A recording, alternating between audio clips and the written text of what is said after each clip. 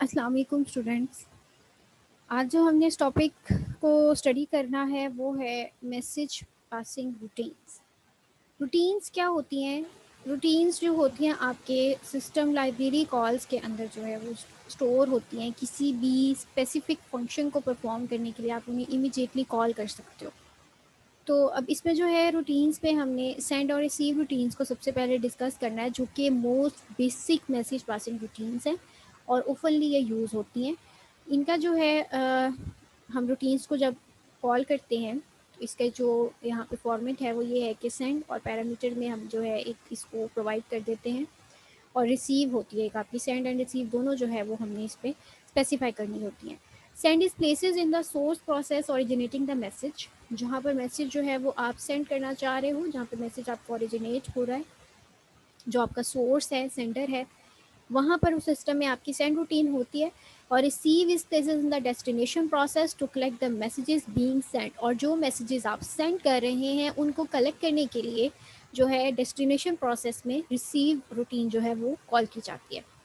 तो पैरामीटर्स जो इन दोनों के अंदर आप पास करोगे, लाइक सेंड के अंदर जो है आपने डेस्टिनेशन आईडी और मैसेज जो आप रिसीवर तक पहुंचाना चाह रहे हैं वो आपने यहाँ पे सेंड में पैरामीटर लिस्ट में आपने पास करनी है। और सोर्स आईडी और name of location for receiving message जो है वो आपने रिसीविंग जो है उसमें रूटीन उसके अंदर इसको प्लेस करना है।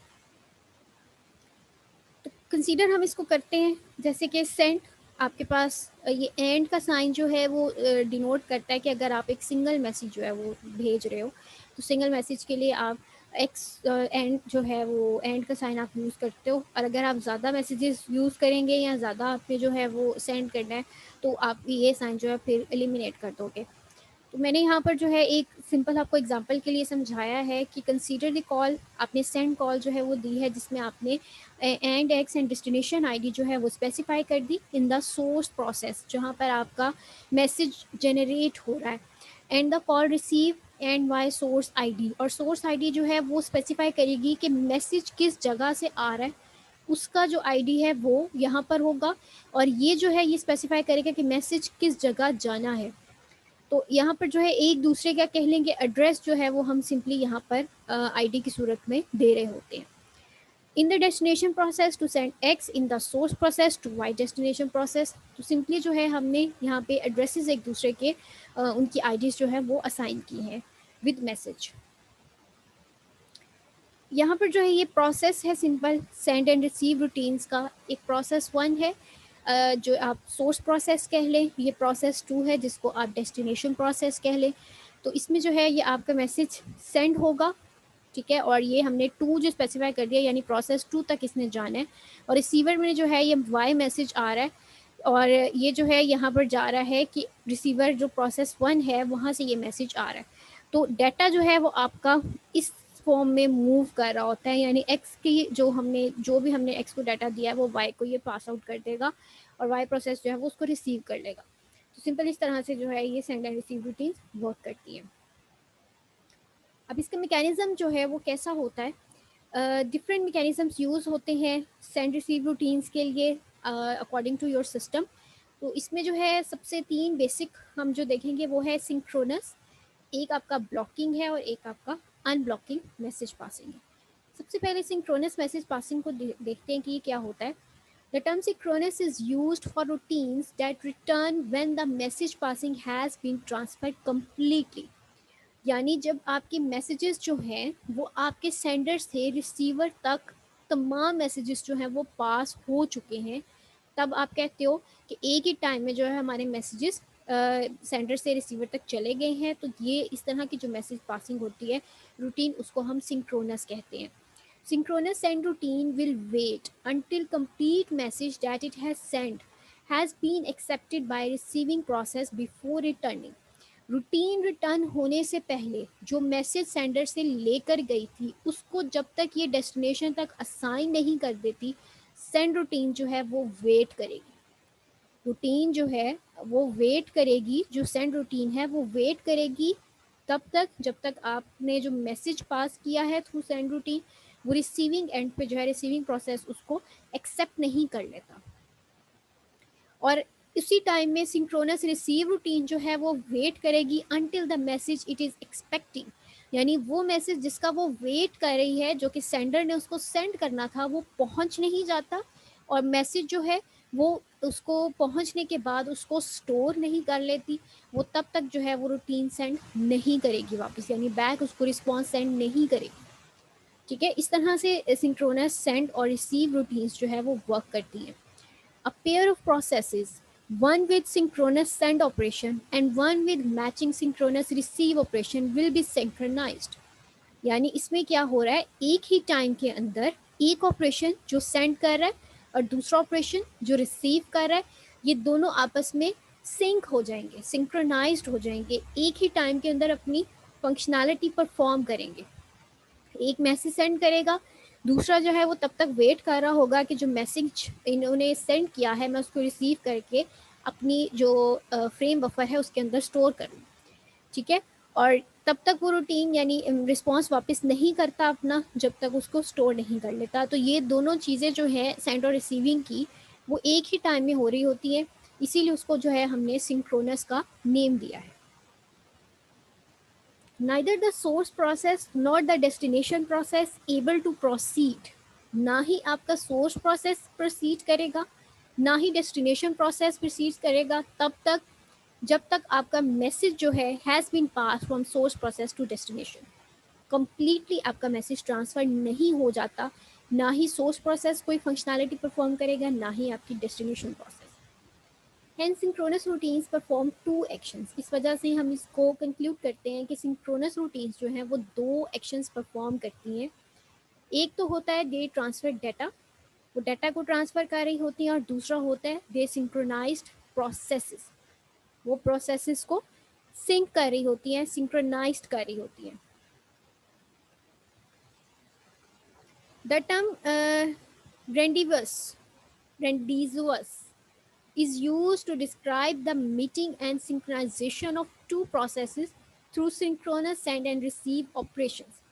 जी, तो ये टर्म जो है रेंडिजवस, ये यूज़ होती है ऐसी चीज़ को डिस्क्राइब करने के लिए, ऐसे सिंक्रोनाइजेशन को डिस्क्राइब करने के लिए जिसमें दो प्रोसेसेस जो हैं वो एक ही टाइम में अपनी फंक्शनैलिटी परफॉर्म करते हैं, यानी एक ही टाइम में जो है अपने ऑपरेशंस को कंप्लीट करते हैं।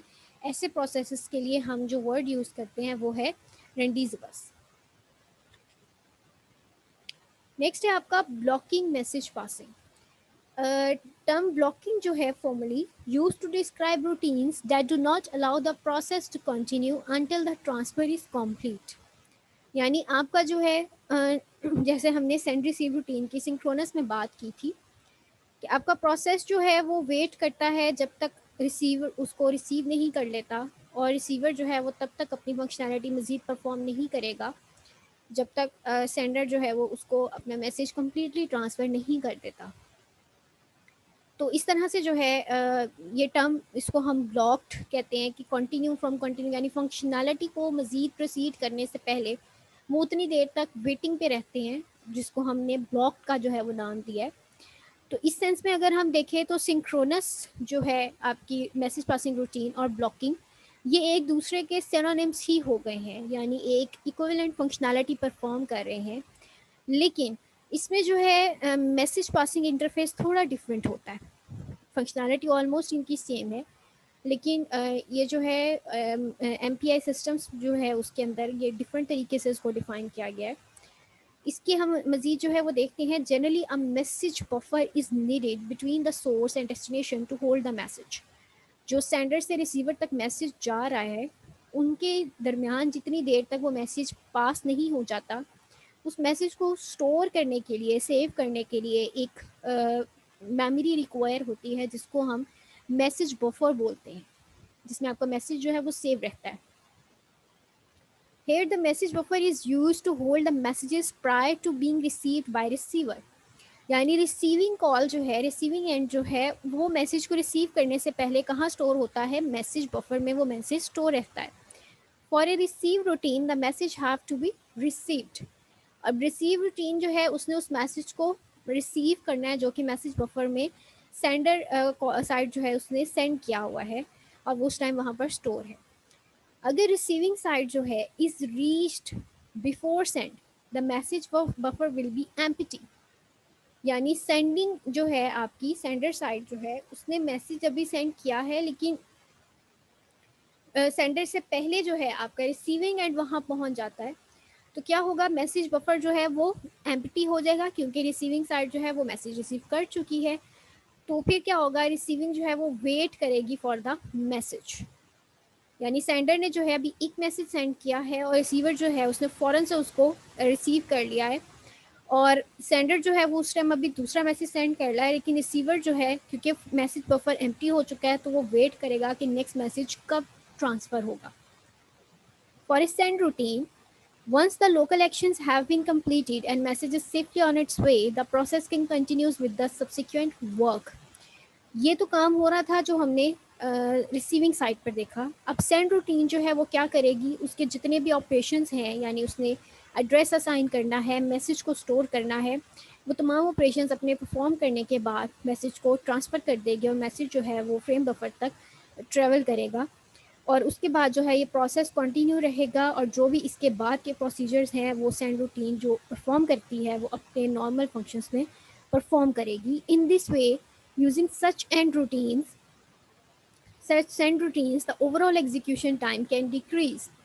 तो इस तरह से जब हम सेंड रूटीन्स जो है वो करते हैं कि उसमें जो है आपके फ्रेम बफर में स्टोर होने के बाद रिसीवर उसको फ़ौरन से रिसीव कर ले और उसके बाद आप नेक्स्ट मैसेज जो है वो सेंड करो, तो आपकी एग्जीक्यूशन टाइम जो है वो ज़्यादा नहीं होगा, वो भी कम हो जाएगा, और मैसेज जो है वो भी टाइमली सेंड हो जाएंगे।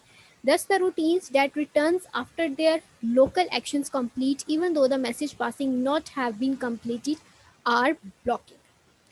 तो अब जो है इसने सेंडर में आपने एक चीज़ देखा होगा जो हमने सिंक्रोनस में डिस्कस किया था, कि आपका सेंडर जो है वो वेट नहीं कर रहा अनटिल आपका रिसीवर जो है वो रिसीव कर ले उसको, ठीक है। लेकिन आपका रिसीवर जो है वो वेट कर रहा है जब तक आपका सेंडर जो है वो नेक्स्ट मैसेज सेंड नहीं कर देता। अब सेंडर जो है वो क्या कर रहा है, अपने तमाम एक्शंस परफॉर्म कर रहा है और मैसेज सेंड करता जा रहा है, वो रिसीवर के रिसीव करने के लिए वेट नहीं कर रहा। क्यों नहीं कर रहा, क्योंकि यहाँ पे एक मैसेज बफर हमने जो है वो डाल दिया है, और आपके मैसेजेस जो हैं वो अब मैसेज बफर नेक्स्ट आगे ट्रांसफ़र करेगा। तो मैसेज बफर के अंदर आपकी जो है वो मेमोरी के अंदर आपके तमाम मैसेजेस स्टोर होंगे, तो सेंडर साइड जो है वो आइडल नहीं रहेगी, अपने फंक्शन जो है वो सब्सिक्वेंटली परफॉर्म करती रहेगी। यहाँ पर जो चीज़ वेट करेगी वो आपकी रिसीविंग एंड है, रिसीविंग रूटीन है, ठीक है। तो इसीलिए यहाँ पर लास्ट लाइन जो है इसमें आप देखें कि returns that returns after their local actions complete even though the message passing not have been completed. Message passing जो है वो अभी भी कंप्लीट नहीं हुई, लेकिन उसने अपनी तरफ से जितने एक्शंस थे सेंड रूटीन ने वो तमाम परफॉर्म कर दिए। तो ऐसी रूटीन्स जो है उनको हम ब्लॉकिंग कहते हैं। The term non-blocking is used to describe routines that return whether or not the message has been received. अब मैसेज पास हुआ था, ठीक है, जो कि पास हुआ है नहीं हुआ, आगे गया नहीं गया, ये काम हम ब्लॉकिंग में देख रहे थे। नॉन ब्लॉकिंग में हम क्या देख रहे हैं कि बेशक मैसेज जो है वो रिसीव हुआ है या नहीं हुआ, ठीक है। हमने उन रूटीन्स को डिस्क्राइब करना है जो वापस आ जाती हैं वेदर और not the message have been received. ये भी चेक नहीं करती कि मैसेज जो है वो रिसीव हो गया है या नहीं हुआ। Those returns routines return immediately, वो फ़ौरन से जो है वो वापस आती हैं। इन एमपीआई यानी मैसेज पासिंग इंटरफेस में non blocking routines assume that data storage used for the transfer of data is not modified by the subsequent statements. यानी अब देखें कि अगर हमारे पास जो है हम फ्रेम बफर के अंदर ज़्यादा रूटीन्स अगर सेंड कर रहे हैं इन केस ऑफ ब्लॉकिंग, तो आपका क्या होगा, हेल्ड हो जाएगा, आपका सिस्टम जो है वो हेल्ड हो जाएगा। और आपकी जो मेमोरी है उसमें अगर इतनी स्पेस नहीं थी, लेकिन हमने सेंड रूटीन से जो है वो मैसेजेस ज़्यादा सेंड कर दिए, यानी कैपेसिटी जो थी मेमोरी की उससे ज़्यादा अगर सेंड कर दिए, तो आपका सिस्टम जो है वो हेल्ड हो जाएगा, ठीक है। आप मज़ीद जो है वो सेंडिंग और रिसीविंग नहीं करोगे तो एक किस्म से कह लें कि डेड ब्लॉक टाइप सिचुएशन आ जाएगी, जिसको आपने ब्लॉक्ड जो है वो कहा है, कि मैसेज आप सेंड करते जा रहे हो, कैपेसिटी अगर फुल हो गई तो आपका जो है मैसेज बफर की कैपेसिटी फुल हो जाती है, तो आपका सिस्टम जो है वो हेल्ड हो जाएगा। लेकिन नॉन ब्लॉकिंग जो है उसमें क्या होगा, रूटीन इमीडिएटली अपना जो है रिस्पॉन्स शो करेगी, और उसमें जो है data storage for the transfer of data is not modified, आप उसमें स्टोरेज जो है उसको मॉडिफाई नहीं करते, उसको आप चेंज नहीं करते। इन केस ऑफ ब्लॉकिंग आप उसको या तो इंक्रीज़ और डिक्रीज़ करते हो, मेमोरी आप मज़ीद असाइन कर देते हो, या आपने जो डाटा सेंड किया होता है उसका साइज़ आप रिड्यूस कर देते हो। लेकिन इसमें आपने कुछ भी नहीं करना होता। तो इस तरह की जो मैसेज पासिंग रूटीन है वो नॉन ब्लॉकिंग रूटीन कहलाती है। इस लेक्चर से रिलेटेड जो है मज़ीद अगर आपका कोई क्वेश्चन हो, आपको इसमें जो है वो रूटीन से रिलेटेड, मैसेज पासिंग रूटीन से रिलेटेड कोई भी चीज़ अगर क्लियर नहीं है, then you can ask me in the comments. Thank you so much.